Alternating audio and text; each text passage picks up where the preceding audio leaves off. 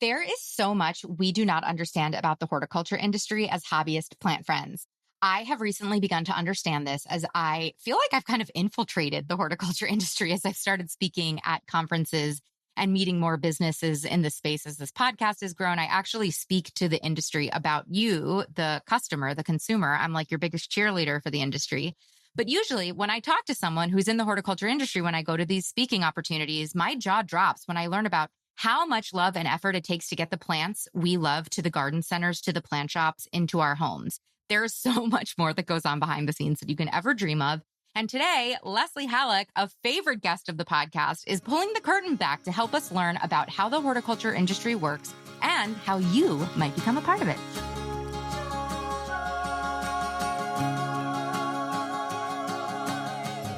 Welcome to the Growing Joy with Plants podcast, where we not only learn how to care for plants successfully, but how to simply and affordably use our plant babies to cultivate more joy in our lives by doing so. I'm Maria, former plant killer turned happy plant lady, author of Growing Joy, the Plant Lover's Guide to Cultivating Happiness, speaker, podcaster, and most importantly, your new best plant friend. On Growing Joy with Plants, you'll find conversations about houseplant care, gardening tutorials, and wellness through the lens of plants. Plant care is self-care on Growing Joy.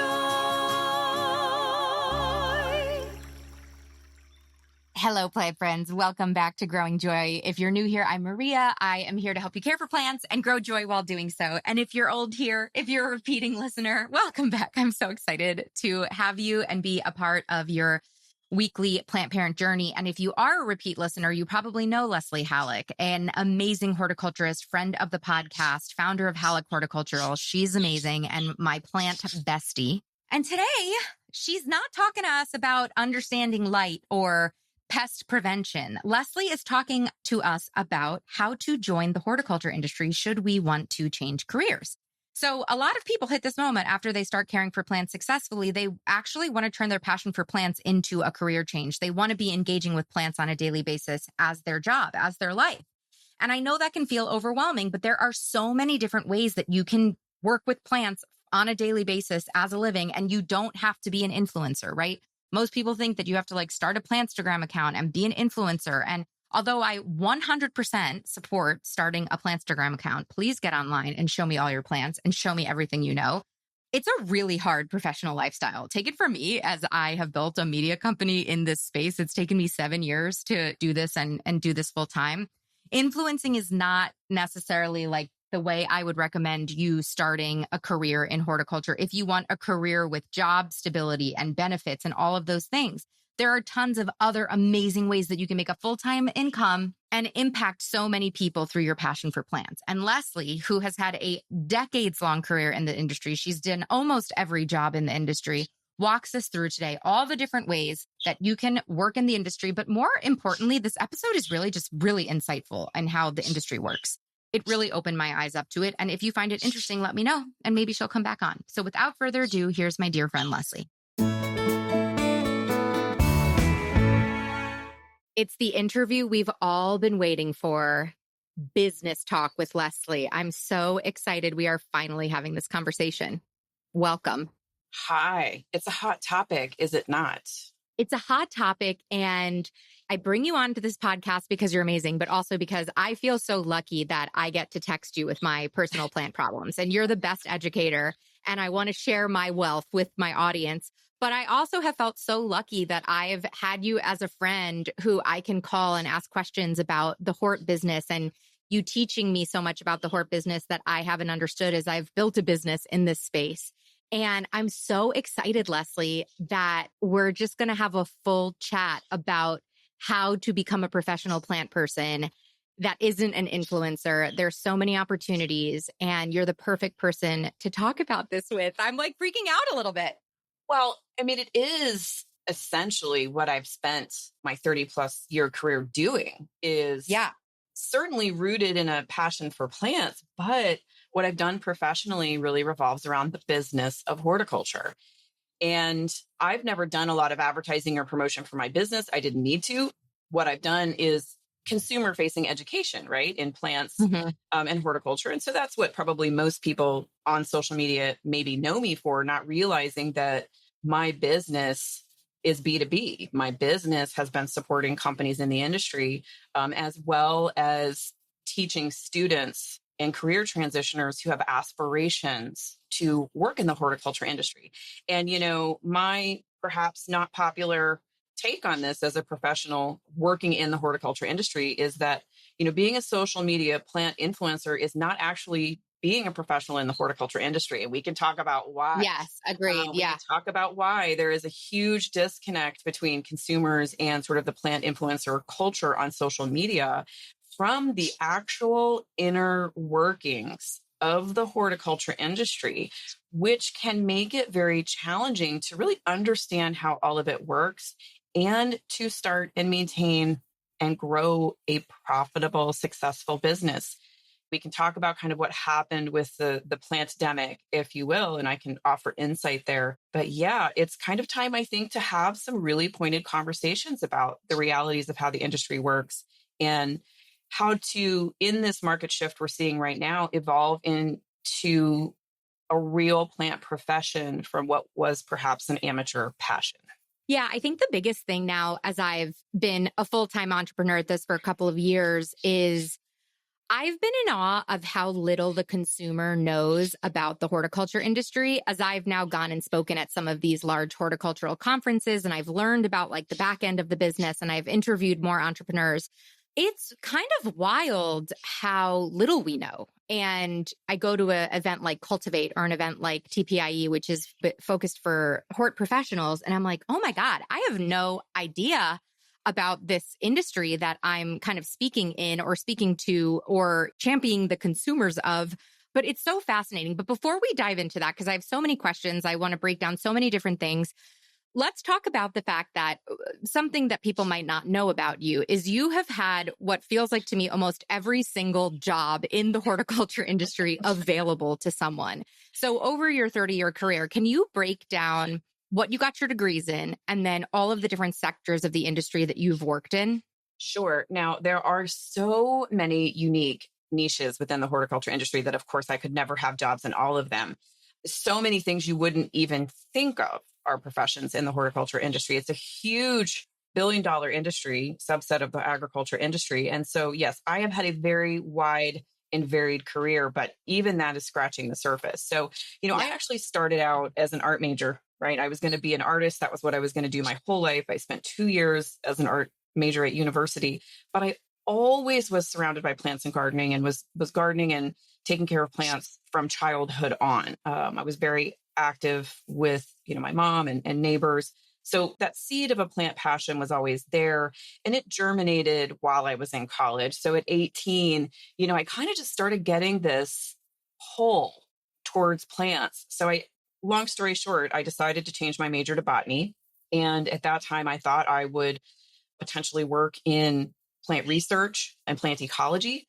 I immediately, when I changed my job, sought out a local IGC, Independent Garden Center, in the college town where I was living. And there was a little garden center, 3 acres off the highway, called the Green Fiddler, which is just a hilarious name. And I walked in the door. I thought, okay, I'm going to get a degree in botany and I'm going to go get hands-on experience at a plant nursery, at a garden center, which you really have to do. You really need this hands-on experience. And garden centers, honestly, are the best boot camp for any niche in the industry. If you work garden center retail, you are going to get really fast training. So I walked into this garden center, not really dressed to do, any sort of outside work. And I had the fantastic luck that this little garden center was owned by a spitfire of a woman named Carol Watson. And, just a woman-owned business, that was just a really lucky thing that I stumbled into. She didn't really have any experience in the industry. It was a business that her husband had bought for her because she wanted to do something. So I walked in the door and I introduced myself and I said, hey, I'm a botany major at UNT and I want to work here. Are there any opportunities? And she looked at me and she said, see those plants over there? There's a hose over there. Could you just go ahead and start watering? Literally, I kid you not. She just basically... Oh my God, I love her. On the spot. But I just went in and asked for it, right? Like I went in. So the synergy between her and I, it was the perfect fit. Like she was ballsy. I went in and said, hey, I'm a botany major. Give me a job. And she was like, all right, go water. So about 2 hours later, I walked up and said, "Hey, I'm not really wearing the right clothes for this. Can I go change and come back tomorrow?" She's like, "Yep." I spent 4 years there through finishing my degree and another year after, basically doing everything. She really handed the reins over to an 18-year-old, 19-year-old very early. I had financial responsibilities. I had to take the cash to the bank. I ran the registers. I ordered plants. It was crazy, but it was such good training. So that job really laid the foundation for a lot of my professional proficiency. So I'm really thankful to that woman who gave me that opportunity. After I graduated and I was still working at the garden center, I wasn't sure exactly how I wanted to proceed with my career. So I took a year. I did an internship with the University of Puerto Rico. I lived in El Yunque National Rainforest at a research station up in the mountains for about 4 months. It was amazing. And I worked on plant ecology research, post regenerative research from Hurricane Hugo that had defoliated the entire rainforest in 89. And that was an amazing experience. So I did a bunch of research when I was there, some of my own research projects. So what were you researching? So Hurricane Hugo defoliated the entire El Yunque rainforest, defoliated it completely. So researchers were looking, plant ecologists were looking at how does a rainforest regenerate and what can we do as humans to help it regenerate? So there were a bunch of test plots that we were working on with fertilizers or different cultural practices. So I was cataloging rainforest trees all day long. All day long. That sounds like a dream. It was. And that was where, if you read the intro to my book, Tiny Plants, you'll see the story of sort of how I developed my insane obsession with tiny plants by finding tiny orchids in the rainforest there. So that's a good little botanizing botanical origin story. So I also spent the rest of that year doing my own garden services business. So working at the garden center, started my own little company doing gardening services, which is where a lot of people start as a solo plantrepreneur. Gardening services meaning like someone hires you to go to their house and install landscaping or set up a garden or whatever, like that. Yes. Consulting kind of. Okay. Usually as one person, it's going to be lighter weight work. It's not going to be a lot of heavy installation or design build. You're going to be horticulturally caring for the plants in the landscape. And then I would work with contractors. I would work with subcontractors, guys that I knew in the industry to come in and do heavier work, right? Stone work or a lot of the heavier landscape work. I worked with them to do that. So gardening services is a very common kind of entry point for the solo plantrepreneur. We didn't call them that then, but that's kind of what we can call them today. Got into a master's degree program at Michigan State, focused in floriculture, flowering physiology of herbaceous perennials. It was kind of my top choice of master's degree program at that time. So I was really happy to get a spot there. And after that, I ended up at the Dallas Arboretum as first the curator of plants and then associate director of research. I started the Dallas Arboretum Plant Trials program there, lots of other stuff. And then I decided that nonprofit was not really a good fit for me and my personality. I'm a hard driver. I like to be independent. I like to make decisions. I like to see faster ROI for my efforts. So it just wasn't a good personality fit for me. I did landscape design and maintenance services for about a year, did a lot of writing, and then kind of was recruited on as general manager for North Haven Gardens in Dallas, Texas, a very established family-owned IGC, independent garden center in Dallas. Spent 8 years running that top to bottom. And after that point, all through my career, I had also been writing prolifically, teaching prolifically. I realized after 20 years that I had really figured the industry out. And I had figured out how to make money at it, run the businesses, because I authentically understood the customers we were doing business with, what their needs were, how to communicate with them. And so I decided to honor a promise I had made to myself that I would be running my own business by the time I was 40. So true story, I realized 2 weeks before my 40th birthday that, oh boy, that deadline's coming up. I forgot. I was very immersed in my job. I loved my job. I love garden center retail. But I said, hey, I made this promise. I'm going to be 40 soon. So one Sunday evening, I just wrote a letter of resignation and said, I'm just going to see how I feel about this in the morning. And by 9 a.m., I was like, yep, I have to turn this in. I have to go. I have to go do this. So it might feel counterintuitive to be buying grow lights in the peak of summer as this episode releases in August, but plant friends, this is actually the perfect time to get grow lights because this is when the light outside is going to start dwindling and your plants will start to get sad. So if you can catch the dwindling light ahead of time and ensure that your plants have all of the light that they need as we go into fall and winter, your plants will be so happy. Also, this summer, if you're looking to build a green wall, or if you've added way more plants to your home over the last couple of months and you're realizing that you've run out of highlight opportunities for them, you should try a Soltech grow light. Soltech makes my favorite grow lights. I have them all over my home. You've heard their names before on the podcast. There's the Aspect, which is the pendant hanging light. The Vita, which is the grow bulb that screws into any desk or floor lamp. The Grove, which is the grow bar that I have installed in my bookshelf behind my desk, and the Highland, which is their track lighting system. However you need to light your homes, Soltech will help you light it with a full spectrum white light that makes your plants so happy. Their perfect spectrum of light closely mimics natural sunlight, and it ensures that your plants will grow vibrantly and healthy and still look just like a chic light in your home. No one would be the wiser if someone who doesn't know about plant lights or doesn't know about Soltech walks into your home. They're just going to think that these are just your normal lights and that they're chic and cool looking. But you'll know secretly on the inside that they're for your plants, which makes you awesome. And here's another bright spot. The Aspect is proudly assembled in America with the highest quality standards. Soltech's lights aren't just effective at growing plants, they are also meant to be displayed as decor, seamlessly blending into any space, making your home feel alive and vibrant. Plus, they have top-notch customer service and extensive warranties. You will have peace of mind knowing that your plants are getting the best light available. This summer, give your green thumb a boost, give your plants a boost, and transform your living space into a lush oasis with Soltech. You can go to soltech.com and use the code BLOOM15, that's BLOOM15 for a 15% discount. Once again, that's code BLOOM15 for a 15% discount at Soltech.com. Experience the Soltech difference. On an episode all about the hort industry, we have to talk about Espoma Organic, a family-owned and operated company celebrating 95 years in the business of horticulture, in the hort space. 95 years. That's a huge accomplishment. I hope you've listened to episode 216 of the podcast. It's called Being Organic Before Organic Was Cool. And it's where I interviewed 3 generations of the 4 generations of family members who have run Espoma. It's an amazing entrepreneurial highlight of the company committed to growing high-quality, organic, and eco-friendly products for us, for our plants, for the pets, for the planet, and more importantly, for their employees, too. They're an incredible business. So their products, let's talk about them. Whatever you're growing, Espoma has what you need. Whether it's your house plants, you can use their potting mix. You can use their specific potting mixes for succulents, cacti, African violets. My favorite way to fertilize my houseplants is with their indoor liquid fertilizer. You literally just pour it right into your watering can. It makes fertilizing houseplants so easy. And then my whole garden outside is planted in Espoma stuff. I'm a container gardener, so I use their potting mix.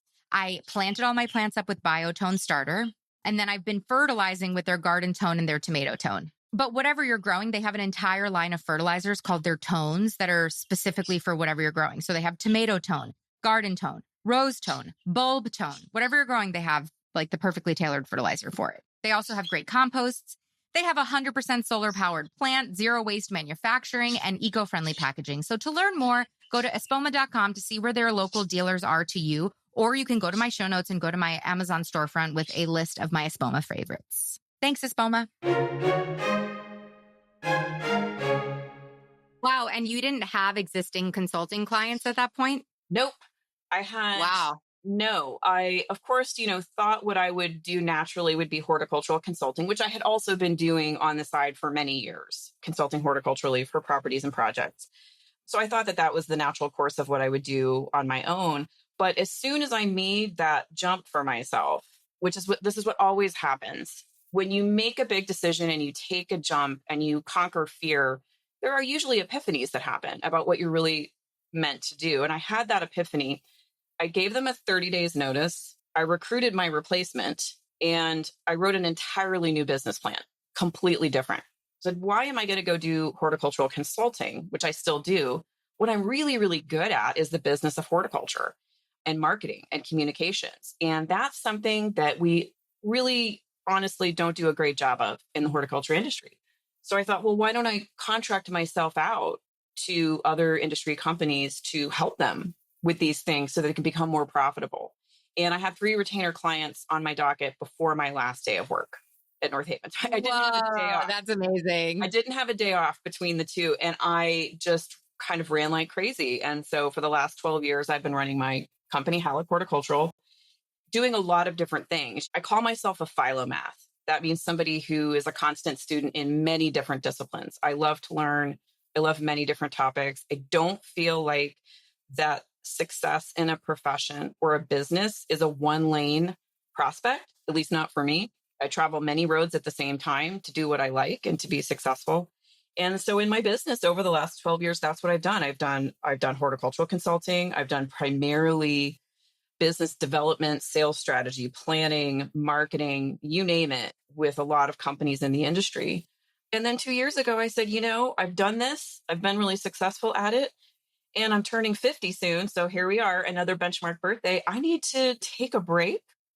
I need to give myself some time to rest and be creative and make art, which I still do a ton of. I make a lot of botanical art, and rethink where I want to apply my knowledge and expertise and credentials, where I can help the most and do what I really enjoy. So I took sort of what I called a sort of sabbatical for the last couple of years, because I can't sit too still. I have to still be doing the most active sabbatical I think I've ever seen anyone take. I think I honestly have been busier during the last 2 years of my sabbatical than I even was before, running crazy with my business. And you, or at least as busy. Front row seat. You've definitely been as busy. Definitely. So what I did during my sabbatical, I was hired on at UCLA in 2020 when the pandemic was really hitting education very hard. How do you keep people in class? You can't. You have to go online. So I started developing courses for the horticulture program and teaching through UCLA. And what's manifested over the last couple of years is that I have really figured out what I really enjoy doing is working with and mentoring all of these students that have really been ignited with a passion for plants and aspirations to actually work in the horticulture industry, either as their first career or as career transitioners. So I found a lot of joy and fulfillment there, and also really came to realize the lack of knowledge about the horticulture industry, how to work in it, and creating a path from amateur passion to profession is really an unknown for most people. So I've kind of decided to sort of be an ambassador for that. I love it. Okay. So I've heard in your insane career, also, I want to say I'm obsessed with, was I in your first class at UCLA or your second one with indoor plants? You were in the very first indoor plants care and maintenance course. You were in the first one. Which I recommend to anyone. It was the most amazing deep dive. I learned so much. I couldn't believe how much I learned and how much I've applied what I've learned in that class to my plant collection. But okay, so if we go through what I've heard you say so far, garden center retail, either working in the retail shop or running it, research, gardening service consulting, so consulting with other people and their plants, business consulting, running a nonprofit at the Dallas Arboretum, landscape design, and my favorite part of your whole career is that you've come full circle and now you do botanical art. Are there other venues? I mean, I feel like the only other venue that, at least to my knowledge in the hort space, is going and working at a greenhouse or going into propagation. Are there any other ventures that people could consider if someone is considering going into the hort industry but doesn't know where? Did we miss anything? Because I do feel like you've covered most of it. No, there are so many other niches. There are so many other professions within the horticulture industry. Yeah. So I hit plant ecology, I've hit retail, I've hit landscape design, I've hit writing, consulting, teaching. I've had a lot of those that I think are maybe more accessible to people just from an understanding, but there's an entire industry behind that. Plant breeders, genetic research, agricultural crops. Yes, wholesale growers, plug finishers, hydroponics, controlled environment agriculture, culinary horticulturists, plant biologists and scientists, interior plant styling, landscape architecture. I mean, the list is huge. Yeah. And interior scaping, some people think plant styling, oh, it's like me, I come and style your houseplants. No, there are people who are in charge of going into massive business, like massive commercial buildings and doing, 3-story green walls and the maintenance of those green walls, or doing plants for an entire office or like a much larger scale. But Leslie, you brought up something I want to go into, because another thing that I think most of us do not understand on the consumer side is the journey one plant takes to get from inception, like the birth of the plant, to our home. I feel like as a consumer, you think, okay, a greenhouse grows a plant to its entirety, and then the greenhouse delivers the plant to the plant shop, and then I go to the plant shop and I buy it.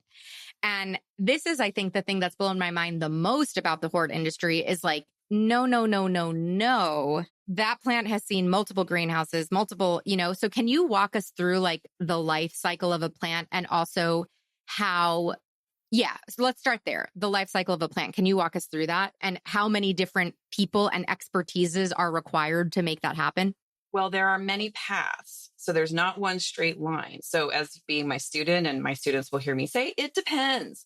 It depends. Yeah. It depends. Your t-shirt is, it depends. Yeah. Right. It depends. So let's start with a plant breeder, or maybe a plant collector who has found a plant, or who is hybridizing a new, variety or cultivar. That may be somebody who just works by themselves. There are many companies that have very advanced plant breeding portions of their company, and that's all they do in the industry. So it could start there, and then that plant has to be tested for many years for performance. Is this worth introducing to the industry, right? We're talking about new plants here. Not new, but potentially new cultivars. So let's say a plant passes muster. Now that plant breeder either has to find brokers to license their cultivar to grow it and sell it, or that company who has breeding operations and plant propagation or development operations puts that plant into production. So now we have to propagate it. Well, sometimes the plant propagates easily, sometimes it doesn't. Sometimes we can do vegetative cuttings. Some growers only grow vegetative cuttings that then go to a plug grower who grows the plugs. And then those plugs grow to a finishing greenhouse who grows the 4-inch or 6-inch or whatever size it is. And then that goes maybe through a broker to, the end retail destination.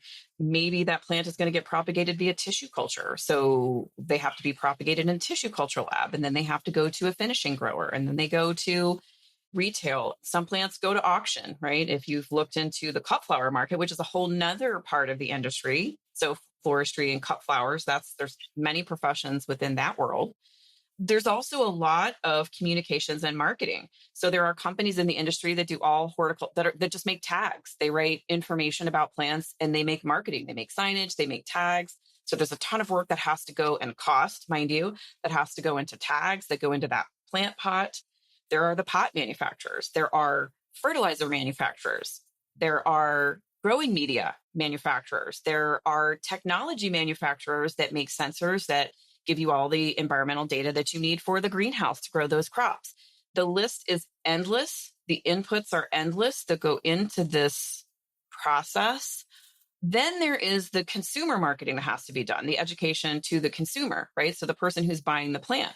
So that has to be done kind of by everybody. It takes a village these days. So the plant breeders, the wholesale growers, the retailers are all having to create content and information that then educates the end consumer, right, to get that plant in their hands and to help them be successful with it.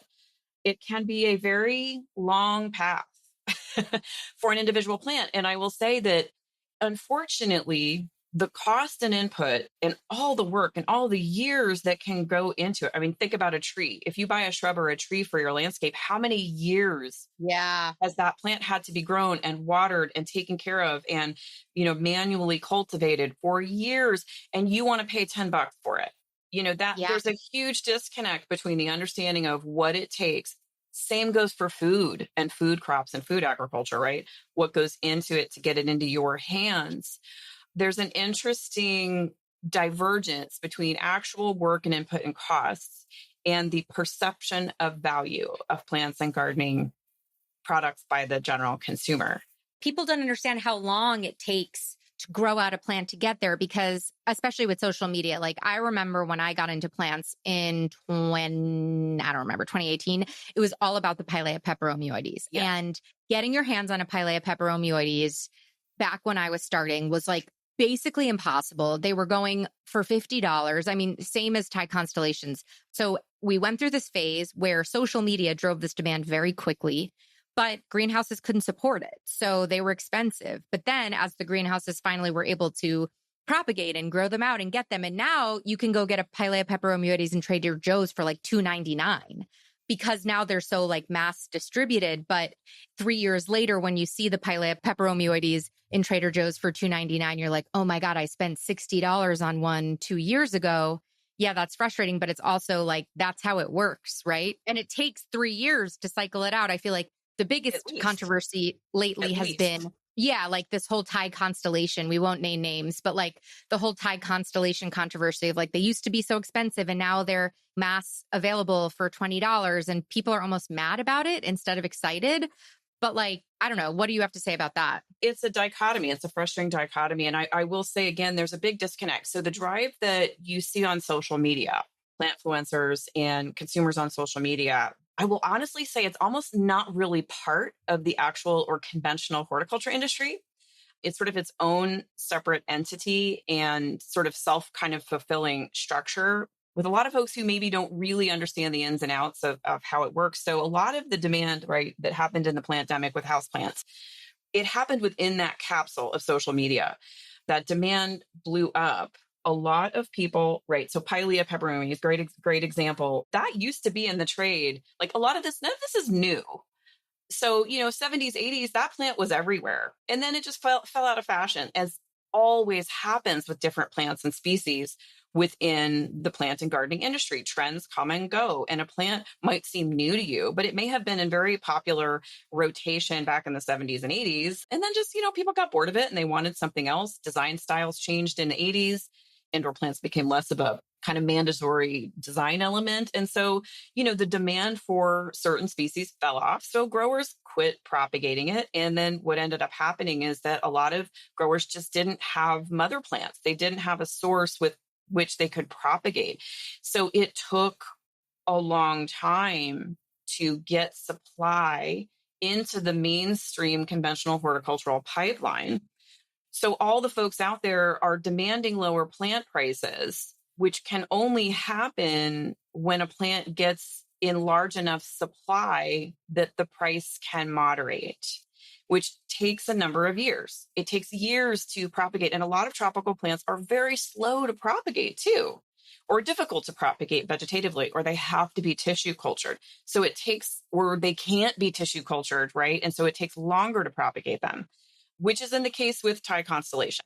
So if you want to break down how that happened, Thai constellation is a chimeric form of variegation. So it's non-stable, but it is more prevalent around the tissues of the plant. So it is easier to get plants that have that variegation pattern than it is, say, your Achlorophyllus albovariegata varieties of Monstera deliciosa.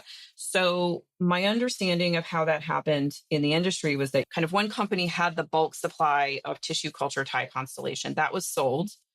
The company that bought that material to get it out to market, again, because of the variegation, found it challenging to really produce enough quantity via tissue culture.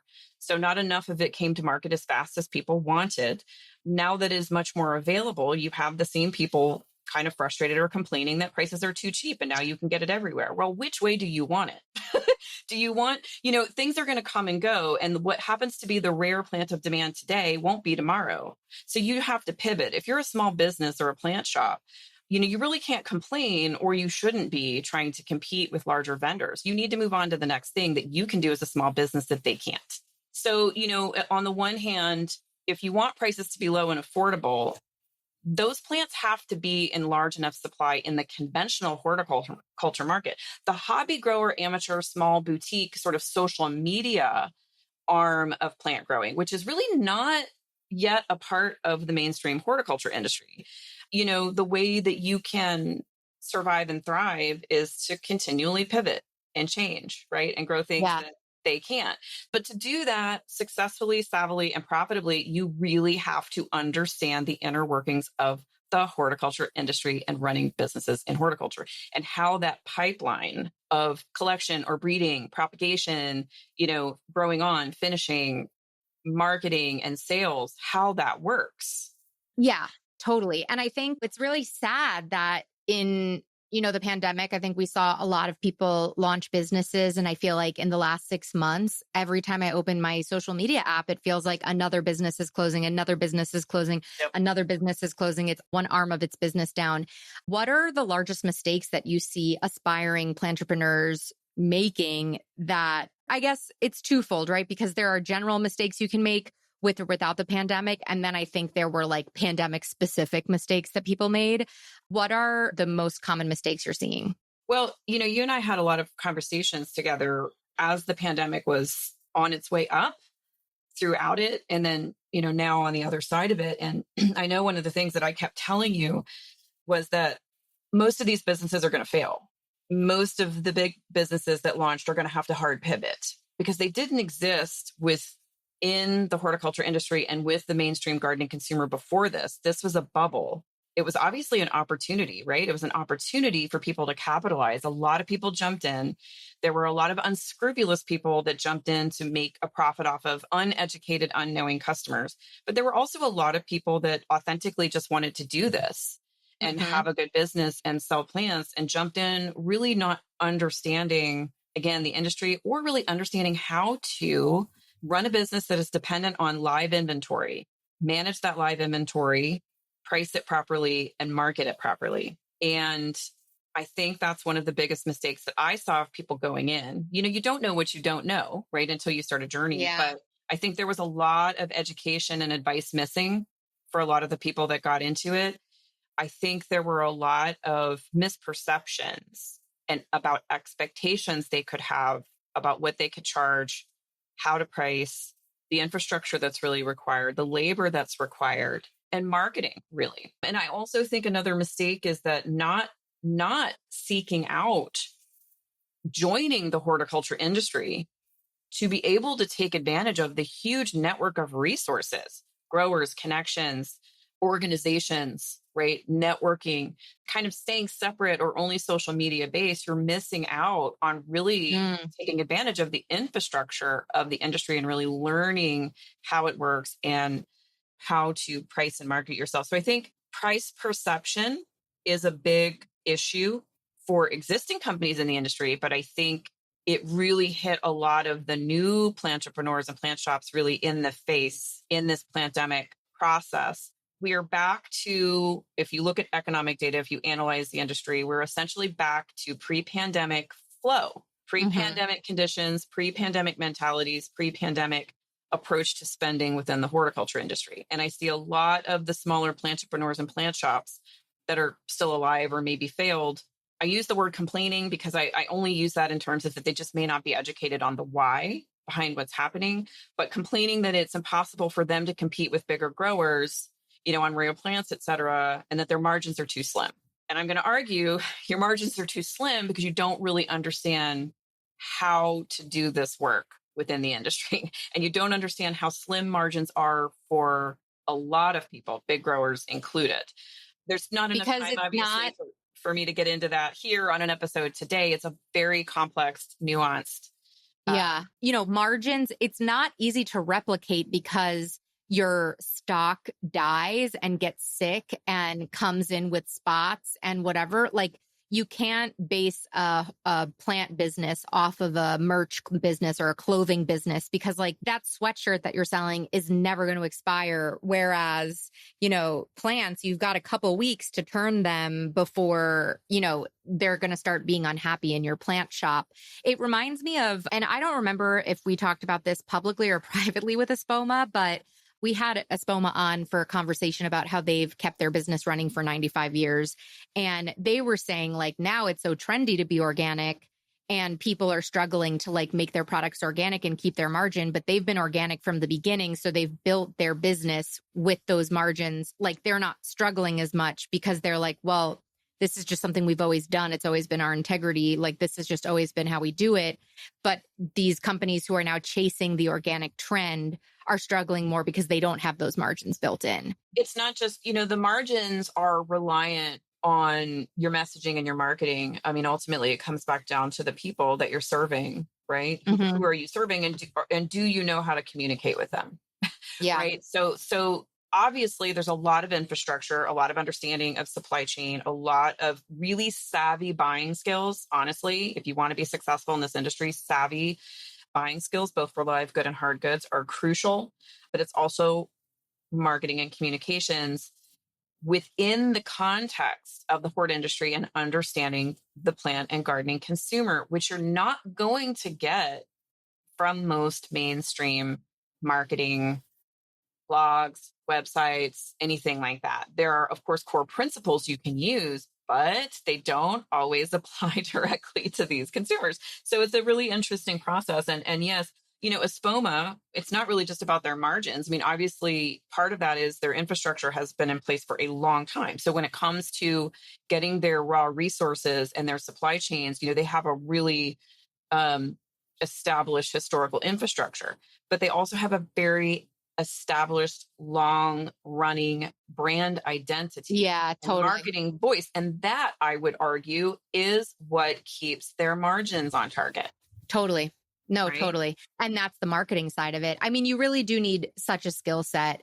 What degrees do you need and or not need in order to join the hort profession? Because it sounds like you've built your career as you were in school. If someone has a degree in art or has been a lawyer for their entire life or something like that, and they want to pivot into the hort industry and they're exploring what avenues to take, like what are the degrees that you need and what are the degrees that you don't need? Yeah, I work with a lot of career transitioners. Obviously, let me just make a statement about social media in general, because I think, unfortunately, sort of the culture of influencing on social media, not everyone, but it's driven by a lot of people who are presenting the perception they're an expert on something that they're not an actual expert on. And, call me old fashioned, but I feel like if you're going to sell yourself as an expert on something, I don't know, maybe you should actually be an expert on it. The thing about plants is that it's a science-based industry. It's a science-based profession. So unless you do some work, more deeply educate yourself beyond your own houseplants and beyond your own garden, because let me tell you right now, that is in no way, shape, or form a preparation for you to be a professional. It is a root of a passion, but it's not a profession. So you really have to make the effort to get education and hands-on experience. So there's a few different ways you can do this. If you really cannot reinvest in a degree program, even an associate's program, which would be a 2-year program, of which there used to be a lot more for things like landscape design and horticulture, they're not as available anymore. But you may look at your community colleges and see if there's a program in an associate's degree. These days, you can do a lot more online work. Certificate programs are a great place to start. Now, please note that there is a distinction between getting a certificate and being certified. Getting a certificate in a profession does not make you certified.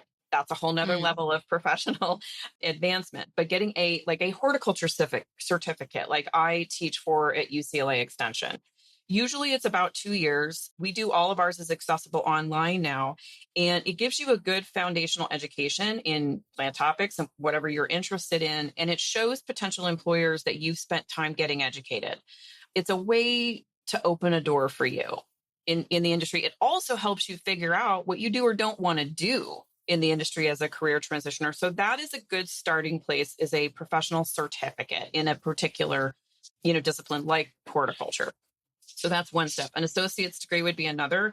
Obviously, if you have higher aspirations in the industry, getting a bachelor's degree in horticulture, or related field is certainly a way to go if that's something you can do starting out or you have time to do or resources to do as a transitioner. Advanced degrees, obviously, if you, again, have specific goals that match to you needing a master's degree or a PhD in order to get that job or make those earnings, then that's what you would have to do. What I would say to any career transitioner is that it's no different than any other industry. At some point, you have to start at the bottom and get hands-on experience and training. So one thing you can't expect is to step into a role as a transitioner without really hands-on experience or knowledge and make the same you were making in your previously established profession.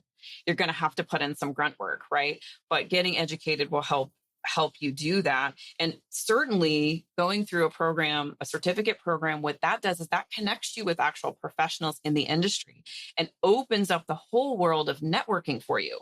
And maybe ideally some mentors. Yeah. Yes. And mentors that you didn't even know existed. I think the thing about horticulture that we've touched on is that you don't know what you don't know. So without some form of education or networking, you don't even know what opportunities are available to you.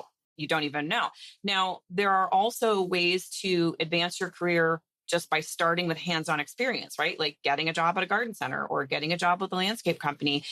State nursery and landscape associations also have certifications that don't require a degree. I'm the chair of the Certified Professional Horticulturist Board through ASHS, American Society of Horticultural Science. We have 2 designations, not certifications, but designations, PPH, a practicing professional horticulturist, that does not require a degree. It requires 5 years of hands-on working experience in the industry.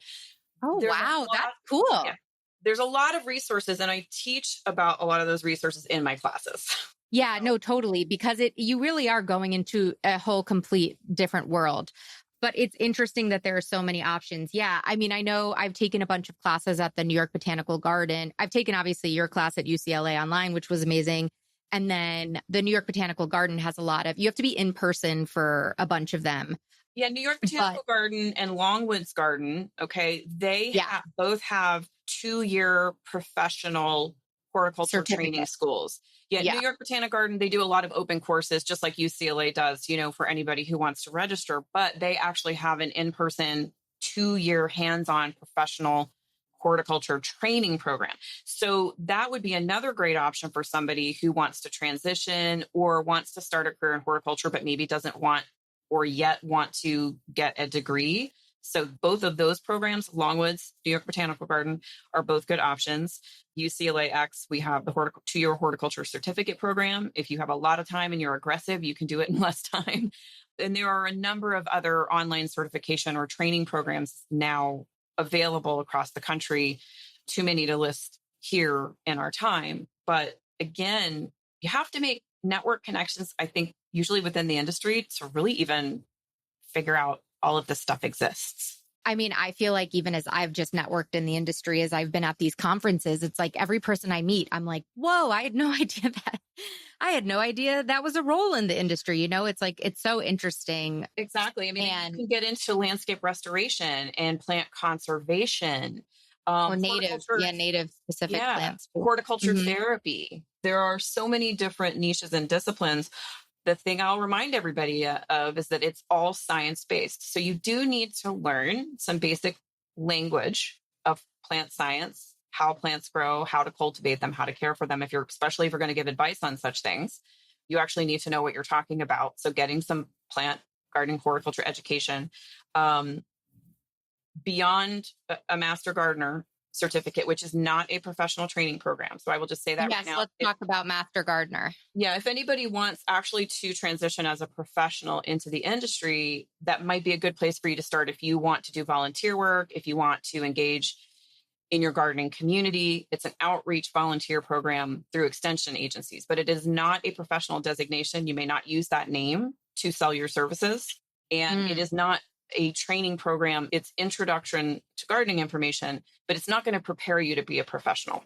So I know a lot of people start with that. Yeah, you could start with it. Like it's the pregame. It's the pregame. Not to a profession. I will still distinguish that. If you want to immerse yourself in your gardening community and you want to volunteer and do outreach education on behalf of an extension agency, university, then the Master Gardener program is great. If you want to learn more about gardening in your home garden, if you want to help out at the school garden or the community garden, there's lots of volunteer opportunities that you can do. If you are ready to make a transition as a professional, I would recommend a certificate program over the Master Gardener program, if that's where you want to start. 100%. Yeah, for sure. Yeah. Another thing about the hort industry that really surprised me as I was getting to know about it was how many multi-generational businesses there are.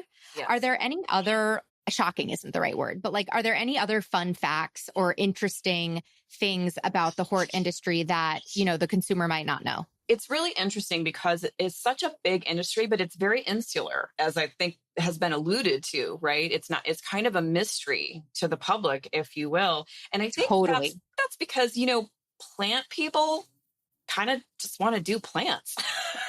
Maybe a lot of plant people really aren't good at the people part. They like to mess around with their plants. They like to be focused on their plant projects. And there's this annoying thing we all have to do is talk to people and sell things and communicate. And so it can be a bit insular in that regard. And that's why I think there is such a disconnect between sort of the social media world of plants and the conventional horticulture and gardening industry, right? There's been a little bit more of a crossover with certain influencers kind of taking on brand sponsorships with conventional companies. There's a little more exposure there now, but yet there's a huge component of family-based businesses. I would say that that's a huge percentage.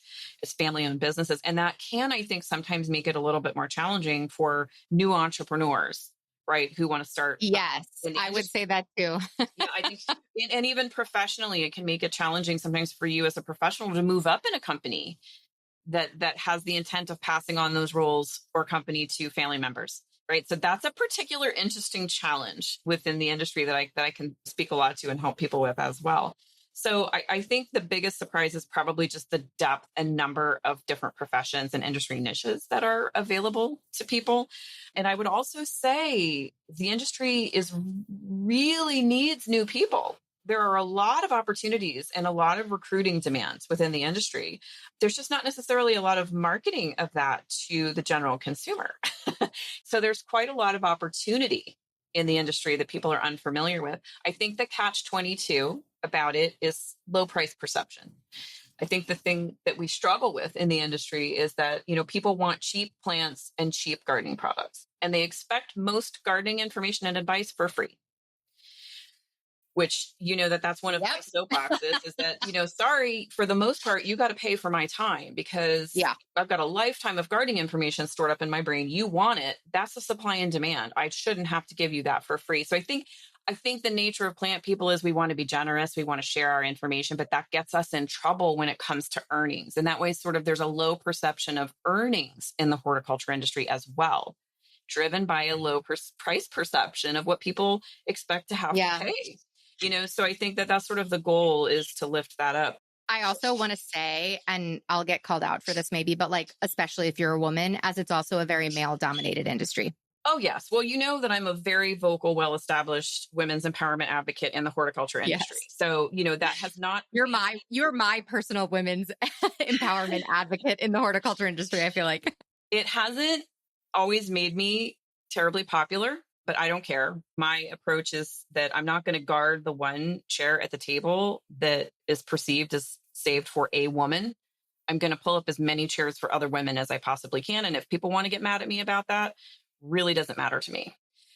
Really doesn't matter to me. But it does take some gumption and assertiveness to navigate any male-dominated industry. Men still own most of the businesses, most of the money, and hold most of the power.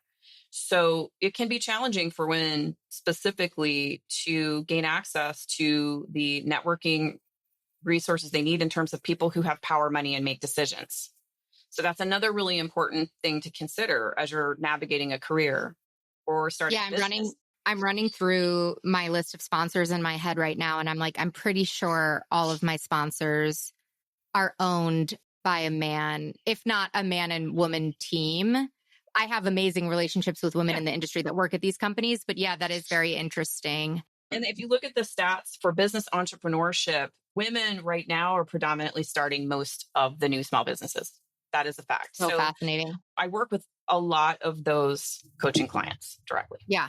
Okay. So let's talk about that. So I'm so proud of you. I have watched you go into this quote unquote cocoon of a quote unquote sabbatical. It's like the busiest sabbatical ever. But I've watched you really make this very intentional, thoughtful sabbatical cocoon phase as you are now coming out of your cocoon and coming out with all these new offerings that you have really been taking your time to think about and create and ideate. And I know that there's so much more, but you have new offerings for the first time in a while that I'm so excited about, and the value. And if you want to talk about pricing, some of them are so accessible to people who want to make this transition into the entrepreneurial space in the horticulture industry, or not in the entrepreneurial space and just want to build an industry in the hort space. So please tell us what you're up to and how people can start working with you in a more intimate way. So after a couple of years of asking by UCLA Extension. I finally acquiesced and agreed to develop and teach 2 horticulture business courses through Extension because of this need that I've seen grow over the last 4 years of my working with students, in the horticulture certificate program. So I am launching 2 new courses. The first being the business of horticulture that starts September 24th. It's going to be 6 weeks, 2 credit hours. So it's not a big, heavy, long lift. This is an introduction. It will be. And it's only 6 weeks. Yeah, it's only 6 weeks. And the way that I teach my classes, it's asynchronous. You don't have required meeting times. I do live bonus office hours with people through the whole course. So I'm going to introduce you to the hort industry, and I'm going to get into things like planning for profits, marketing, how to earn, and kind of manifesting either a business plan or a career path action plan. It's basically going to really introduce the industry to you. If you are wanting to start a business, if you are hort curious, as I call it, about a profession or what kind of business you want to start, or if you already started a business and you're struggling with it, or you're just not hitting goals, or you want access to understanding the back end of the industry and how it works and how to leverage, that supply chain. We're going to dive into that.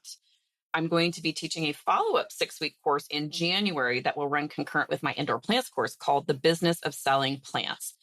That course, we're really going to get into the nitty-gritty. So this is for all the people who sell plants, whether you're a plant shop or an independent garden center. It's even helpful for wholesale growers, especially if you're boutique and you do both. This is going to address a lot of the mistakes and misconceptions I see in the entrepreneurial space about really not understanding how to manage live inventory and really develop savvy buying skills and marketing skills around plants, pricing strategies, and completely sort of eliminating that sense of competition with bigger growers and bigger retailers that is holding people back. That doesn't have to be a thing. So we're going to get into that.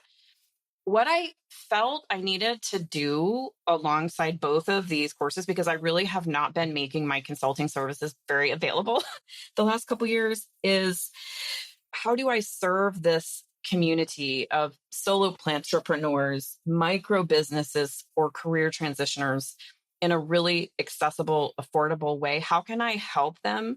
I still need to earn something for myself, but I don't have to work right now. So I don't have to drive hard with my business. I can just do what I think is going to be most helpful for people. So I have developed 2 concurrent 6-week group coaching opportunities that you can do the same time my courses are running. You don't have to be enrolled in the courses. You can do one, or you can do other, or you can do both if you really want to jam hard for that 6 weeks. So I have what I call my botanical business boot camp group coaching opportunities. And that's going to be limited to 20 people each. I've got them up on my website right now. Registration for both my group coaching and the UCLA X courses, which are open registration. Anybody can enroll for those from anywhere. I always have students from Europe too. July 29th. Registration opens July 29th. Class starts September 24th. Group coaching starts September 25th. And basically, I'm going to be there with you. I'm going to keep it cheap and easy. We're going to do it on Zoom, and I'm going to be there for you to help you develop your vision, your goals. We're going to workshop your challenges, be they business or career, and just see if I can really help people get on a path professionally or with their business, new or existing, where I can really authentically help people. That's what I'm going to do. I love it because, I think there's so many different options you can do because say the UCLA courses are preventatively expensive for you. You can just get in the coaching and get started. Say you're going to do the UCLA, but you want to get the most out of those 6 weeks. You could do the coaching and basically use the coaching as a way to work through all the UCLA stuff with you in a different level. You could also take coaching after you've taken a course, to keep accountability. Because I find with coaching containers that I'm in it for the accountability as much as I'm in it for the getting out of the container holder. People need you and they need to workshop their stuff. But I also find listening to other people workshopping stuff, I learned so much from. And also just showing up to the container every week helps me stay accountable with okay, what do I have to do for my business this week? Meetings on Thursday. I got to get it. And you've priced it so accessible. How much is the coaching? So 6 weeks is $450, which is It's insane. It's not even $100. Way off my normal consulting rate. So my normal consulting rate is a lot more than most solopreneurs or plantrepreneurs can pay, because I usually work with medium to larger size companies, and they will still have to pay my expensive rate.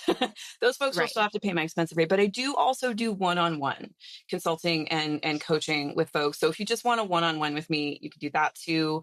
Or if you've done group coaching and you want to do additional, we can continue. I'm very flexible. And I'm making it intentionally very affordable, specifically for solopreneurs and small businesses and career transitioners. So I'll be running another 6-week group coaching concurrent with the business of selling plants in January.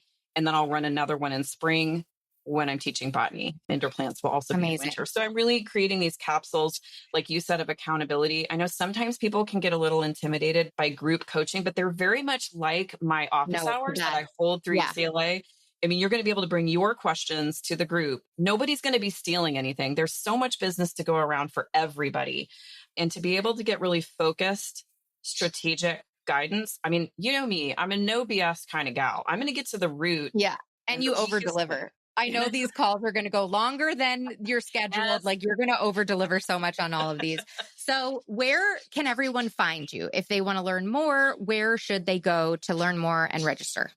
Yes, you can always find me at lesliehalleck.com. If you click the shop button, you'll see the Botanical Boot Camp group coaching sessions. I currently have 2 listed at 2 different times. I will add more days and times for additional groups if there's demand. So just shoot me an email or I'll create a wait list. You can also see the classes there. You can also click on the Hire tab if you want to read through, all the things that I do and my services. I'm on Instagram at Leslie Halleck.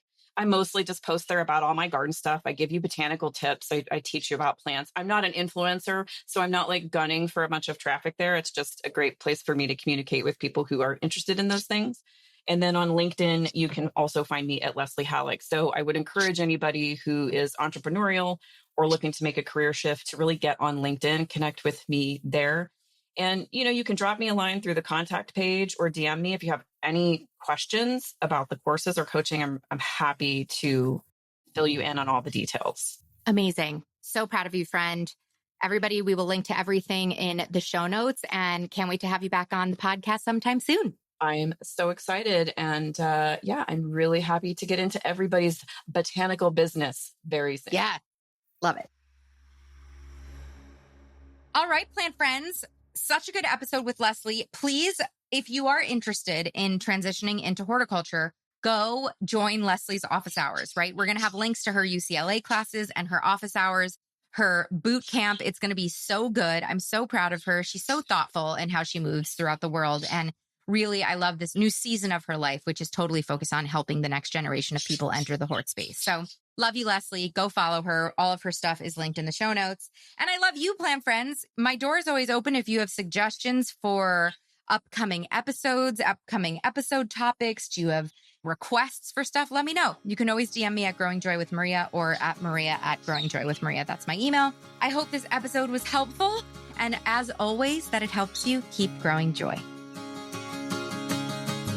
Plant friend, thank you for tuning in today. It means so much to me that I get to be part of your planty journey. If you like what you heard, make sure you're subscribed to the show so you never miss an episode. We have so many incredible interviews and solo episodes on incredible houseplant and gardening topics that you will not want to miss this year. And while you're over there in the podcast player subscribing, why don't you click over to the review section of Growing Joy with Plants and leave us a review. Reviews are tremendously helpful for the growth of the podcast, so thanks in advance. If you're looking for more opportunities to grow as a plant parent with Growing Joy content, we've got so many options for you. First, I highly recommend you taking the Plant Parent Personality Test. It's free, it's super fun, it takes 3 minutes to complete. At the end of the test, you're going to get your plant parent personality profile and a curated list of plants, projects, and podcast episodes that are right up your alley, tailored just for you and your lifestyle, inspired by your results. The links are in the show notes. If you're looking to uplevel your plant parent game, I have so many free downloads on my website that I think could help you, like the Understanding Natural Light download or 9 different ways to green up your office space. If you'd like to support the show monetarily and help me bring the show to as many people as possible for free, you can head to our Patreon link in the show notes to learn more about our offerings. And finally, I invite you to come hang out with me and continue the planty conversation on social media on Instagram and TikTok. I'm Growing Joy with Maria. My DMs are always open if you have requests for topics or ideas for the show. Thank you again for listening. It is truly my honor and delight to help you keep blooming and keep growing joy.